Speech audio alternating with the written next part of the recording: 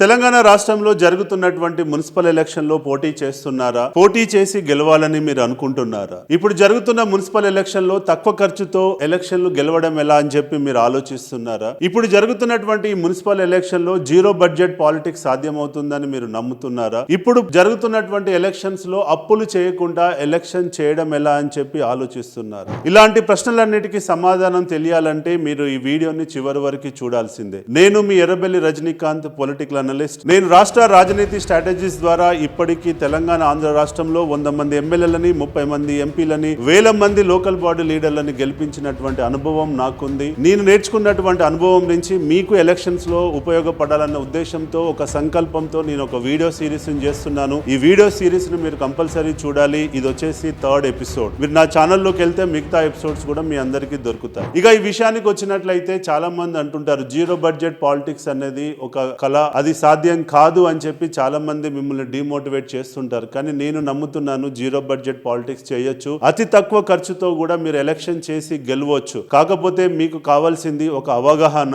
ఒక ప్రణాళిక కావాలి. సో నేను నాకున్న ఎక్స్పీరియన్స్ తోటి ఆ ప్రణాళిక ఏందో నేను వీడియోలో చెప్తాను. మీరు చివరి వరకు చూడండి. ఇందులో నేను 10 అంశాలను నేను ప్రస్తావించబోతున్నా. మీరు ఈ 10 అంశాలను గనక తూచా తప్పకుండా పాటించినట్లయితే డెఫినెట్ గా మీరు తక్కువ ఖర్చుతో మీరు ఎలక్షన్ చేసి బయటపడతారు. దయచేసి అప్పులు చేయకండి, అప్పులు చేసి ఎలక్షన్లు చేయకండి. ఎందుకంటే మీరు గెలిచిన తర్వాత మీరు చేసిన అప్పు తీర్చడం చాలా కష్టం అవుతుంది. ఇప్పటి వరకు రాష్ట్రం చాలా ఆర్థికంగా ఇబ్బందుల్లో ఉంది. కాబట్టి మీరు గెలిచిన తర్వాత కూడా మీరు పెట్టిన పెట్టుబడి రిటర్న్ తీసుకునే పరిస్థితి ఉండదు. కాబట్టి ప్రతి ఒక్కరూ తక్కువ ఖర్చుతో ఎలక్షన్ చేయడం కోసమే ప్రయత్నించాలని చెప్పి నేను మనస్ఫూర్తిగా కోరుకుంటున్నాను. ఇక వీడియో విషయాన్ని గనక వచ్చినట్లయితే, ఈ జీరో బడ్జెట్ ఎలక్షన్ ప్లాన్ లో మొదటి అంశం వచ్చేసి మేనిఫెస్టోని క్రియేట్ చేసుకోవడం. రైట్.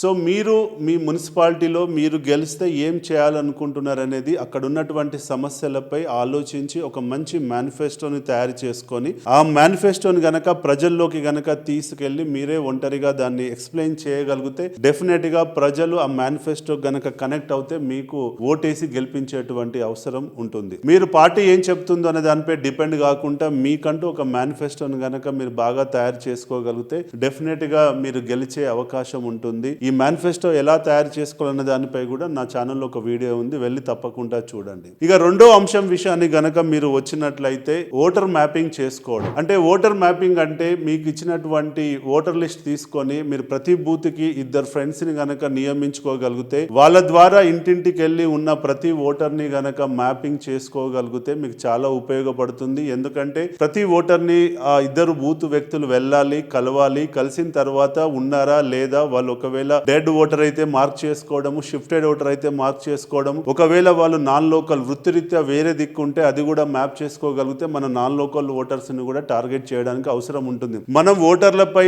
ఆ 2 బూత్లో ఉన్నటువంటి మీ కార్యకర్తలు గనక ఎక్కువ నాలెడ్జ్ ని గనక గెయిన్ చేసుకోగలిగితే డెఫినెట్ గా మీకు ఎలక్షన్స్ లో చాలా ఈజీ అవుతుంది. కాబట్టి మీ దగ్గర ఎన్ని బూతులు ఉన్నాయో చూసుకొని అన్ని బూతులకి 2ని నియమించుకొని మీరు ఓటర్ మ్యాపింగ్ చేసుకోవాలని చెప్పి నేను కోరుతున్నా. ఇక జీరో బడ్జెట్ ఎలక్షన్ ప్లానింగ్ లో మూడో అంశం విషయానికి వచ్చినట్లయితే, నాన్ లోకల్ ఓటర్స్. చాలా మంది ఏంటంటే లోకల్ ఓటర్స్ కే ప్రచారం చేస్తారు, వాళ్ళని ఆకర్షించడానికి ట్రై చేస్తారు. కానీ మీరు గనక ఒక అడుగు ముందుకేసి ఇంత ముందు అంశంలో చెప్పినట్టు నాన్ లోకల్ ఓటర్స్ ని గనక ఐడెంటిఫై చేసుకోగలిగితే, ఆ నాన్ లోకల్ ఓటర్స్ వృత్తిరీత్యా ఏ పట్టణంలో ఉన్నారో గనక మీరు కనుక్కోగలిగితే, అక్కడ ఉన్నటువంటి మీ మిత్రుల ద్వారా వాళ్ళని గనక మీరు ఆర్గనైజ్ చేసుకొని ఎలక్షన్ రోజు ఆ నాన్ లోకల్ ఓటర్స్ ని గనక తీసుకురాగలిగితే బూత్ దాకా డెఫినెట్ గా వాళ్ళు మీ ప్రయత్నాన్ని గ్రహించి వాళ్ళు మీకే ఓటేసేటువంటి అవకాశం ఉంటుంది. ఇక జీరో బడ్జెట్ ఎలక్షన్ ప్లానింగ్ లో 4వ అంశం విషయానికి వచ్చినట్లయితే, మీరు నామినేషన్ వేయగానే ఒక క్విక్ సర్వే చేసుకోవడం. ఎందుకనంటే నామినేషన్ వేసిన తర్వాత మీకు 15 రోజులే టైం ఉంటుంది. ఈ 15 రోజుల్లో ఎక్కడ పనిచేయాలి, ఏం పనిచేయాలి అనేది తెలవాలి అని అంటే, మీరు ఒక ప్రొఫెషనల్ ఏజెన్సీ, మా లాంటి ఏజెన్సీలన్నీ అప్రోచ్ అయితే మేము ఒక క్విక్ సర్వే చేసి పెడతాము. ఈ సర్వేలో భాగంగా మీరు మీ పార్టీ ఎక్కడుంది, మీ పార్టీ బలాలేంటి, బలహీనతలేంటి,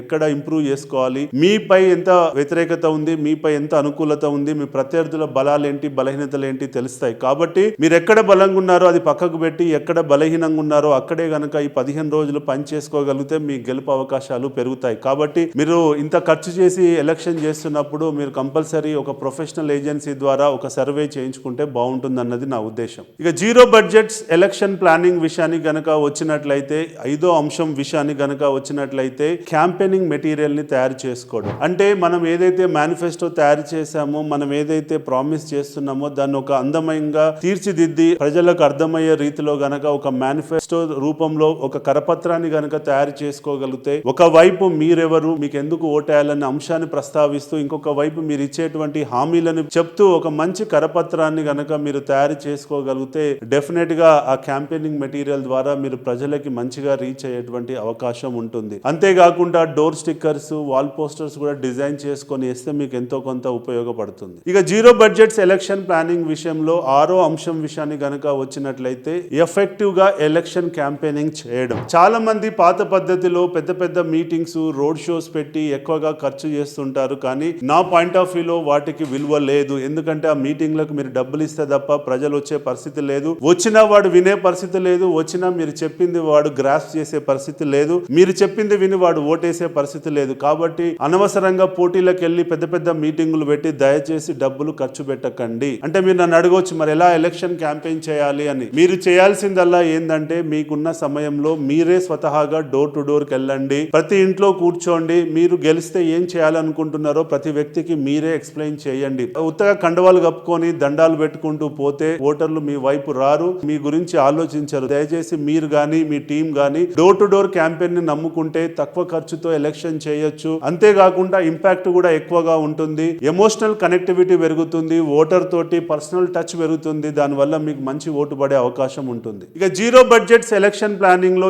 7వ అంశం విషయానికి వచ్చినట్లయితే సోషల్ మీడియాని చాలా ఎఫెక్టివ్ గా వాడడం. అంటే ఈ రోజుల్లో తక్కువ ఖర్చుతో మనం సోషల్ మీడియా ద్వారా ప్రతి ఇంటికి రీచ్ అయ్యేటువంటి అవకాశం ఉంది. కాబట్టి మీరు చేసేటువంటి ఎలక్షన్ క్యాంపెయినింగ్ ని మొత్తాన్ని రోజువారీగా సోషల్ మీడియాలో అప్డేట్ చేయండి. అప్డేట్ చేసిన తర్వాత అది అందరికి వెళ్లే అవకాశం ఉండదు ఆర్గానికల్ గా. కాబట్టి కొంత బడ్జెట్ గనక మీరు వెచ్చించగలిగితే అందులో వేసినటువంటి వీడియోలని, రీల్స్ ని మీ వార్డులో గానీ మీ మున్సిపాలిటీలో గానీ ఎక్కువగా బూస్టింగ్ చేయగలిగినట్లయితే డెఫినెట్ గా మీ ఓటర్ కి మీ మెసేజ్ అన్నది తక్కువ ఖర్చుతో సోషల్ మీడియా ద్వారా ప్రతి ఇంటికి రీచ్ అయ్యేటువంటి అవకాశం ఉంటుంది. కాబట్టి సోషల్ మీడియా అనే అవకాశాన్ని మీరు వాడుకోవాలని చెప్పి నేను మనస్ఫూర్తిగా కోరుతున్నాను. ఇక జీరో బడ్జెట్స్ ఎలక్షన్ ప్లానింగ్ లో 8వ అంశం విషయాన్ని గనక వచ్చినట్లయితే కాల్ సెంటర్ పెట్టుకోవడం. మీకు ఒకసారి మీ బ్యాలెట్ పేపర్ పై మీ సీరియల్ నెంబర్ డిక్లేర్ అయిన తర్వాత మీ చుట్టుపక్కల ఉన్న యువతని గ్యాదర్ చేసుకొని వాళ్ళని రిక్వెస్ట్ చేసుకొని ఒక కాల్ సెంటర్ పెట్టుకొని మనం ప్రతి ఓటర్ కి ఫోన్ చేసి మీ బ్యాలెట్ పేపర్ పై మీ సీరియల్ నెంబర్ ఏంది అని గనక వాళ్ళ ద్వారా ఎక్స్ప్లెయిన్ చేయించగలిగితే ఇది చాలా తక్కువ ఖర్చుతో మీకు ఎక్కువగా ఇంపాక్ట్ క్రియేట్ చేస్తుందని చెప్పి నేను భావిస్తున్నాను. ఇక జీరో బడ్జెట్స్ ఎలక్షన్ ప్లానింగ్ లో 8వ అంశం విషయానికి వస్తే టెక్నాలజీని వాడుకోవడం. మీరు తక్కువ ఖర్చుతో టెక్నాలజీని వాడుకొని ప్రతి ఒక్కరికి రీచ్ అయ్యేటువంటి అవకాశం ఉంది. అదేంటని మీరు అడిగినట్లయితే మీరు టెక్నాలజీ అంటే ఇటు బల్క్ వాట్సాప్లు వాడుకొని, బల్క్ ఎస్ఎంఎస్లు వాడుకొని, బల్క్ వాయిస్ కాల్స్ వాడుకొని తక్కువ ఖర్చుతో మీ యొక్క మెసేజ్ ని మీరు ప్రతి ఓటర్ కి చేరవేసేటువంటి అవకాశం ఉంది. దాన్ని కంపల్సరీ మీరు వాడాలని చెప్పి రిక్వెస్ట్ చేస్తున్నా. ఇక జీరో బడ్జెట్స్ ఎలక్షన్ ప్లానింగ్ లో 10వ అంశం విషయానికి వచ్చినట్లయితే మీరు డే 1 నుంచే నేను ఓటుకు డబ్బులు ఇవ్వను అని చెప్పి మీరు ఖచ్చితంగా ఉండండి, ఖచ్చితంగా చెప్పండి. ఎందుకంటే ఎదుటోడు డబ్బులు ఇస్తున్నాడు అని చెప్పి పోటీకి వెళ్ళి మీరు ఓటర్లకి డబ్బులు ఇచ్చి మీరు ఆగం కాకండి, అప్పులు చేసి ఎలక్షన్ చేయకండి. మీరు డే 1 నుంచి మీరు గెలిస్తే ఏం చేస్తారో అనే సబ్జెక్ట్ మీదనే ఉండండి. ఎవరు ప్రేరేపించినా ఓటర్లకి డబ్బులు ఇవ్వకండి. మీరు గనక డే 1 నుంచి గనక ఈ మెసేజ్ ని ఓటర్లకు తీసుకెళ్లగలిగితే డెఫినెట్ గా వాళ్ళ మైండ్ సెట్ మారుతుంది. వాళ్ళు డెఫినెట్ గా మీ వైపు ఆలోచిస్తారు. మీరు ఇస్తారని చెప్పి వాళ్ళు ఆశించడం, లాస్ట్ రోజు మీరు ఇవ్వకపోవడం వల్ల కొంత మీకు నెగిటివ్ జరిగే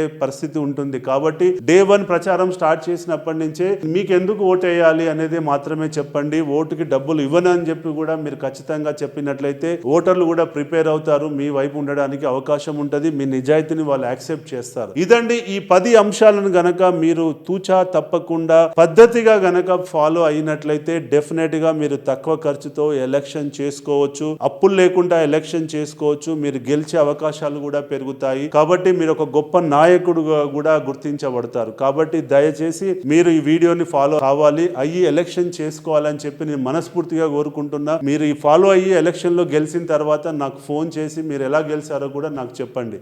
జై హింద్.